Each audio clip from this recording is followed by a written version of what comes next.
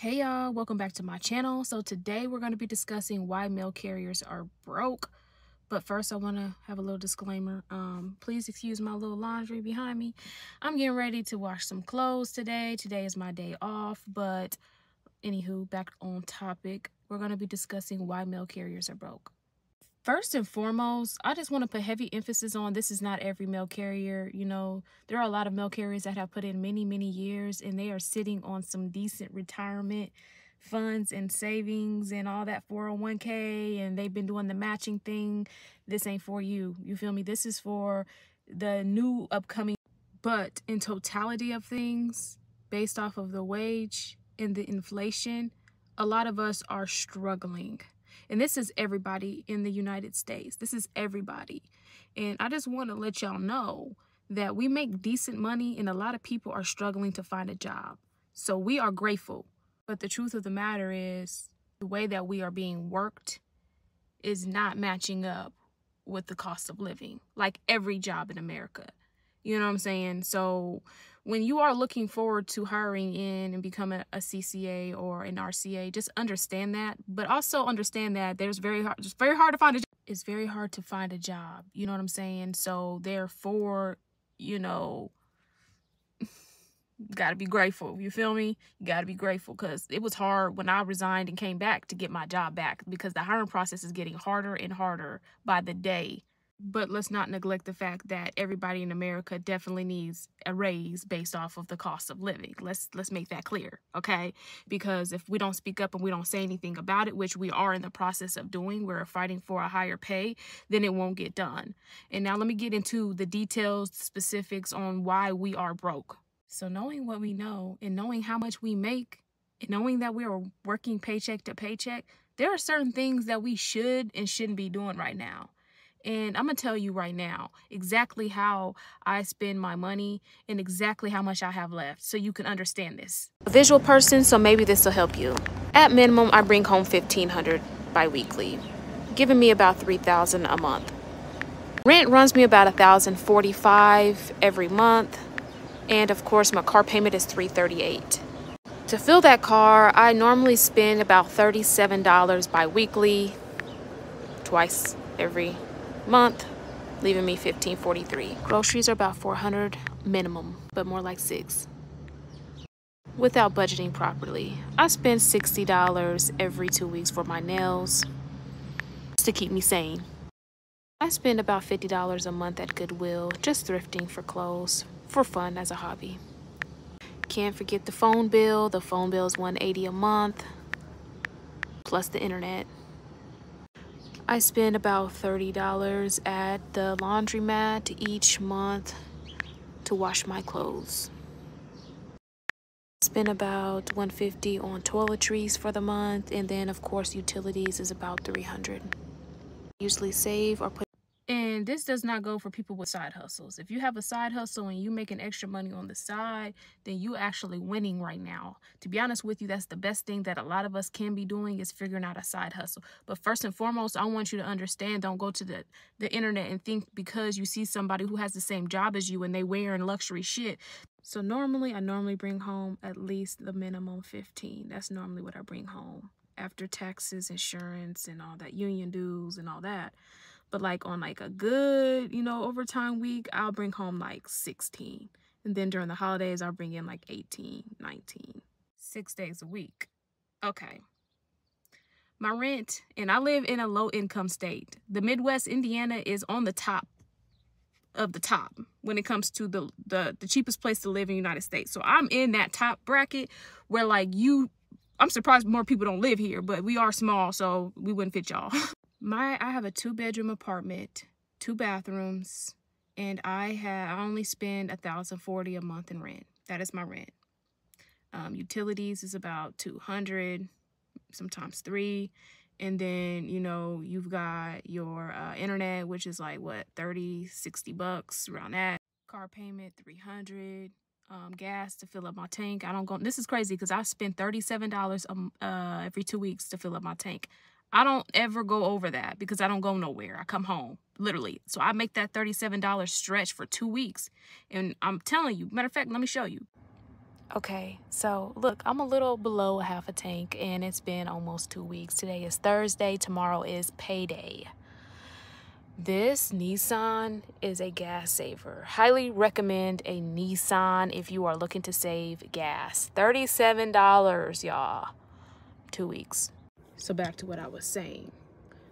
I got facts, receipts to back it up. You feel me? I don't go nowhere. But a lot of people who've been following me on Instagram, they know that because I used to be in my stories like crazy.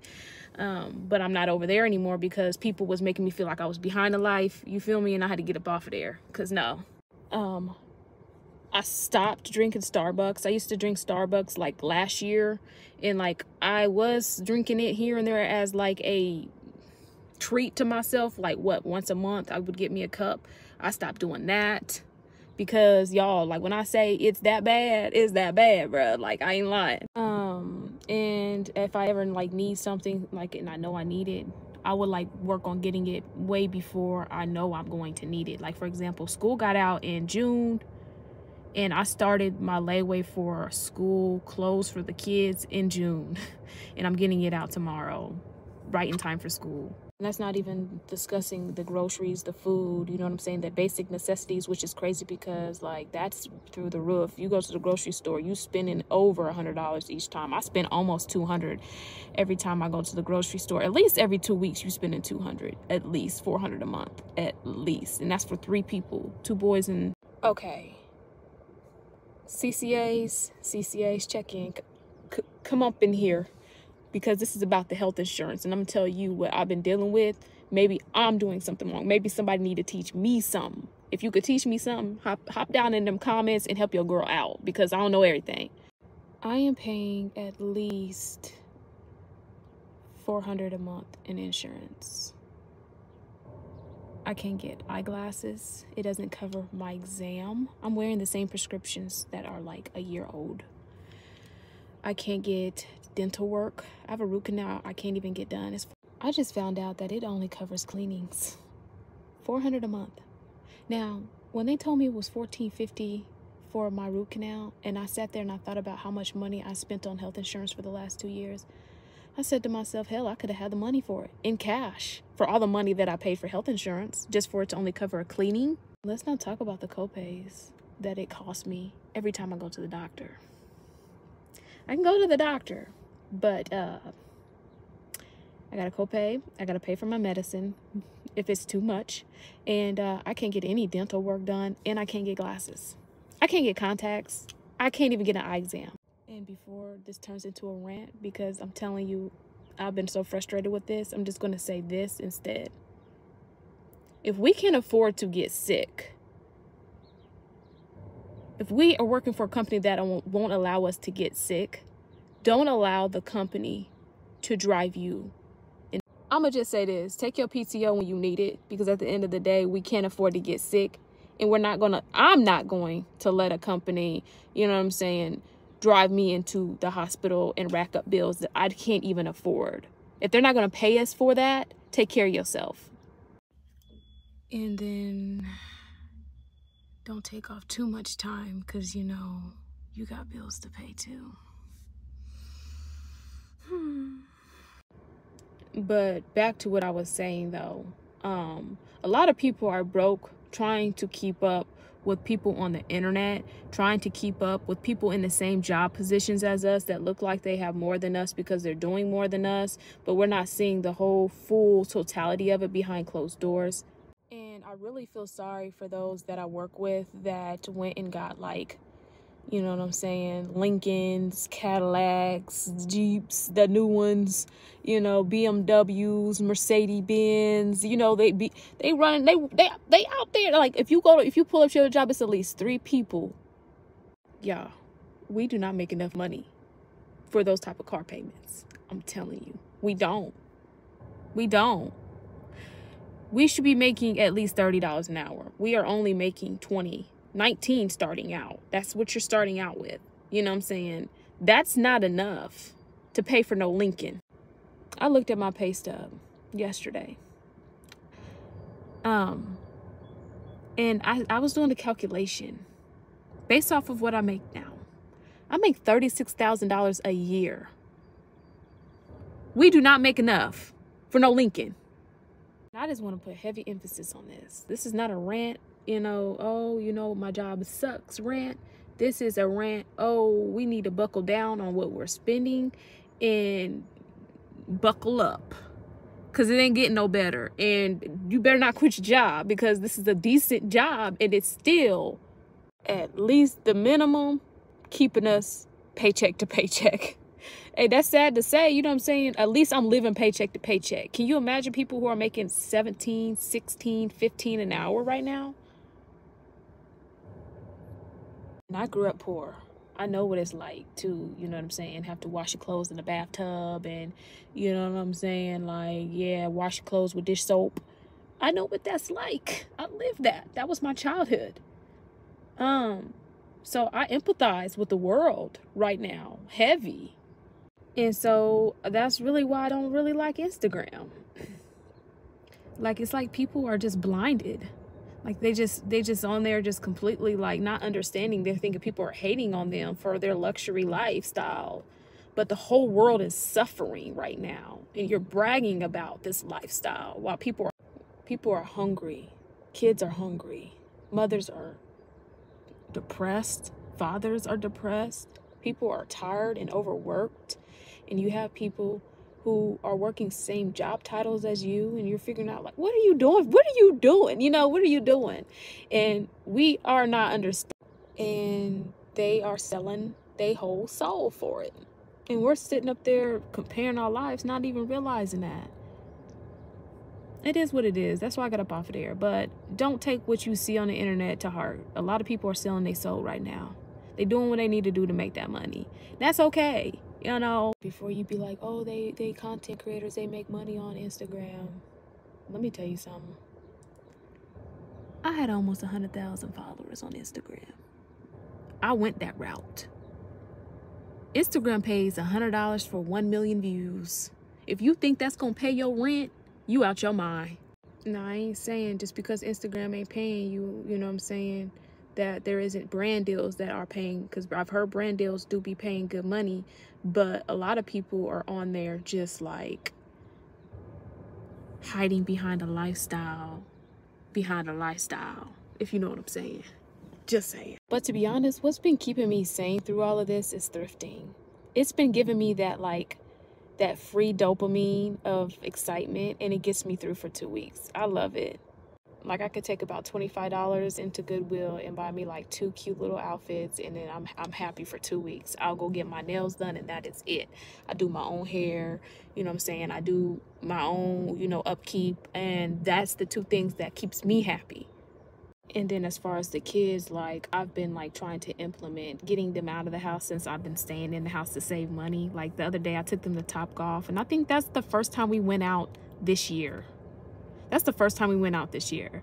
And so I'm trying to implement more of that, at least once a month, maybe once every 2 months. I've been getting closer and closer to God lately, and I've been fasting, and I've been just trying to get an understanding of everything. You know what I'm saying? Because I'm like, this can't be life. Like, I've been on my knees crying, finally over that phase. But this is what I found. This is what I was told. I pulled Proverbs chapter 6, verses 6 through 8. And it says, learn the wise from the ant. This is what God told me. Because I was like, why am I working in what am I supposed to be doing? You know what I'm saying? And this is what God told me.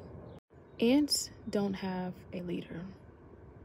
They don't have a leader, but they all work together, right? And they're all basically nonstop. They just work, and they're always preparing for winter, is what God said. Be an ant. And I'm like, prepare for winter. We can't expect things to get better, but however, we can be in preparation. We can be in preparation, and if we're doing things the right way and we are preparing for winter and storing and working and stacking and not trying to keep up with the Joneses, we have to be inevitably in position to be ahead eventually. So, and the Bible verse summary was discussing that don't live each week in the week. Always be thinking ahead. Always be thinking ahead. Save your money for a rainy day. Starve everything else because you don't need it. Cut everything that you don't need. Everything. You should only have the basic necessities. That is it. This is going to teach us discipline. This is teaching us discipline. If you really trying to save, you're going to have to penny pinch everything and take away everything you don't need. You don't need it. Figure out a side hustle. Go hard in that. Allow yourself a luxury of something to reward yourself to keep you going. Lock in.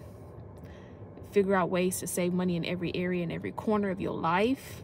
And let's get it. Winter is coming. And we all know how winter get down. Get your car maintenance. I don't know who this is for. Winter is right around the corner. I would start getting your car maintenance around like August, no later than August or September. Because once October hit, that's normally, you know what I'm saying? Just get your tires checked to see, you know, if the treading is right. Get your oil change, your tune-ups. Do that stuff. Start working on it. And most importantly, stay prayed up. I'm gonna close this out, y'all. I'm gonna close this out. This was a long one, but I just kind of had to go into depth of this. I hope you enjoyed this. Let me know what you think, and drop your opinions, your comments, suggestions, and help y'all grow out with that insurance. For real. Until next time, peace, y'all.